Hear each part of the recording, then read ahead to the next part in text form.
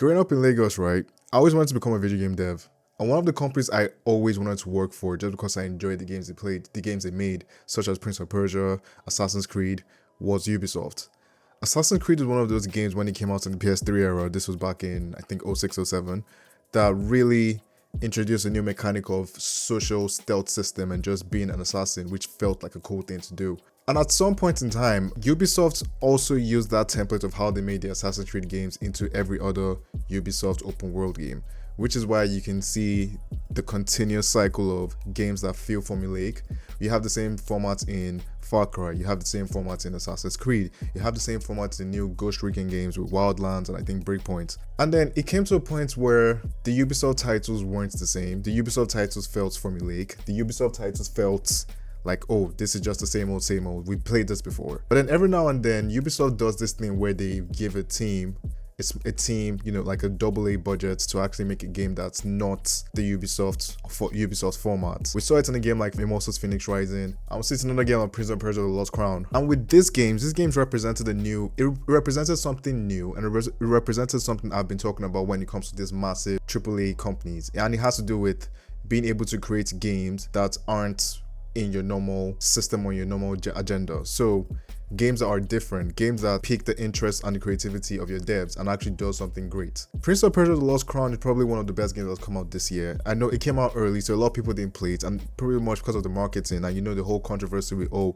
you're using hip-hop music with this because the character is black, DEI, all this sorts of rubbish that you keep on hearing from people. I felt it was a game that needed the love it needed. And it's weird because in the gaming discourse, which I try not to be a part of, but every now and then you also have to talk about it, people talk about, oh, hey, the games are all the same, there aren't any new games, but when a new creative game comes out, you don't support those games. So for me, it's very weird that we're in this cycle of, oh, hey, I want this, but when this exists, you don't put your all in it. So we're going to talk about Ubisoft, and we're going to talk about just the whole state of not gaming per se, but why I'm so disappointed in what's going on with Ubisoft and actually what's happened with Prince of Persia: The Lost Crown and also Immortals Phoenix Rising. Hello, no culture, welcome back to the channel. It's your boy Senzu. We are back again with another video. Do make sure you like, comment, subscribe, share the video if you can. All the links to all my social media channels will be in the description box down below.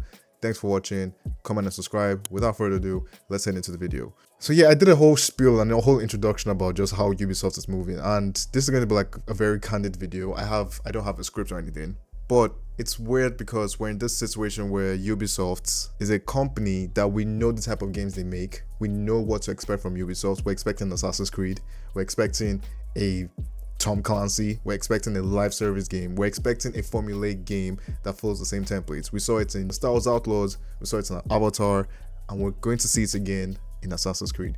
Even though I'm looking forward to Assassin's Creed Shadows, just because it's in Japan and there are certain things I'm looking at, and certain things that they've added, but I'm still expecting more or less the same game I've played over a number of years.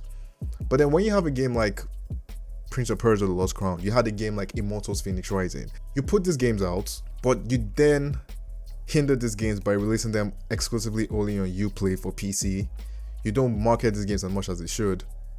And then you then say, oh, hey, the game failed because blah, blah, blah, so therefore we're not going to make a sequel. It's counterproductive, it's counterintuitive. You're putting a game out, you're not giving it the support it deserves, you're not giving it the recognition it deserves because it's not one of your AAA bangers. How did that work out for you? You released Star Wars Outlaws, you released Avatar, those games fell, those games more or less flopped on a sales per se level. It didn't do the numbers you were expecting. And so for me, you're in this situation where you're going through a turmoil whereby all the games you make are all formulaic. And I keep on using the word formulaic because it's a word that remains consistent with Ubisoft as a company. And every now and then you do something great with like Prince of Persia: The Lost Crown, a phenomenal Metroidvania game. Even though I'm Metroidvania'd out now because this is probably the last Metroidvania game I'll play in a while. A game that does something unique, the action, the pace, the combat, the level design. Although it was a tad bit long, I did mention this in one of my previous videos, but you did something that represented what we could possibly expect from you, and we're possibly expecting a sequel from this game. And now all of a sudden, because the game didn't meet your sales expectations, you push it to the sideline, and we're not getting a sequel. It's weird, way above my pay grade, but looking at it from the onset of someone who loves games, who enjoys playing these games, who enjoys playing new things, Creativity sometimes can be exaggerated, whereby creativity is the answer to gaming and the answer to certain companies coming out of their whole trend of not being as great as they used to be. While that might be the case, I don't think it's more about creativity. I think it's more about just trying something new that isn't what you usually do. Prince of Persia: The Lost Crown is a Metroidvania game that does a lot of good things, but it still adopts the same principles that have been adopted in previous games. Immortals Phoenix Rising took a lot from Breath of the Wild, but it did something great with just how the color palette, the writing, the plots, the comedy, the comedic relief from the characters, they both did something good, even though they aren't really, you can't really consider them super creative games because they just built up on systems that already exist. Why don't you go through that path as opposed to going through a path whereby we're getting the annual Assassin's Creed, the annual Far Cry, even though it's not annual, but annual in the sense of the games all feel the same, just in a different palettes. It's still the same game. And yeah, it's annoying. It's annoying that we go through this cycle every now and then. It's annoying that we go through cycle with Ubisoft because I grew up a Ubisoft kid. I grew up playing every single Assassin's Creed game. I grew up playing the Tom Clancy games. I grew up playing Splinter Cell. I grew up playing Rayman. I mean, I'd never played Beyond Good and Evil, but I'm looking forward to the game. And even with Beyond Good and Evil 2, that's still in development hell. You're releasing games like Skull and Bones, but I'm pretty sure Skull and Bones really just serves as a foundation of what you're going to do for Assassin's Creed Black Flag Remake. Who's asking for Assassin's Creed Black Flag Remake? Who's asking for that? I don't see people say, oh hey, I want a Black Flag remake. And then you have companies who are taking your Steam, stealing your Steam. Like for example, the Yakuza game that's coming out next year that has to do with Goro Majima being a what is it? Yakuza Like a Dragon, Hawaii Pirates or something. You guys know the game I'm talking about. It's weird and it's funny how every other company is taking your idea. We saw it in Ghost of Tsushima, which takes the idea of Assassin's Creed and brought it to Japan and did it better than you guys did because it's not as bloated, it's streamlined, it gets the job done, it doesn't waste your time. But you guys are still trying to catch up to the trend. You guys were the trendsetters at the points.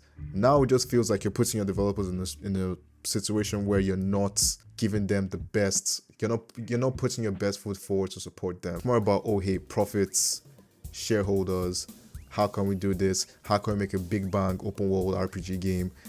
50 plus hours, that doesn't need to be 50 plus hours, and we'll call it a day. It's lazy, it's shallow. Ubisoft Switch, you can do better. What do you guys think about this video? If you have any comments about, how you feel about the whole Ubisoft acquisition, not even the Ubisoft acquisition, how you feel about the whole state of Ubisoft as a company that's happening right now, things that they could do better, things that they aren't doing better, things that they could probably work on. Let me know in the comment section down below.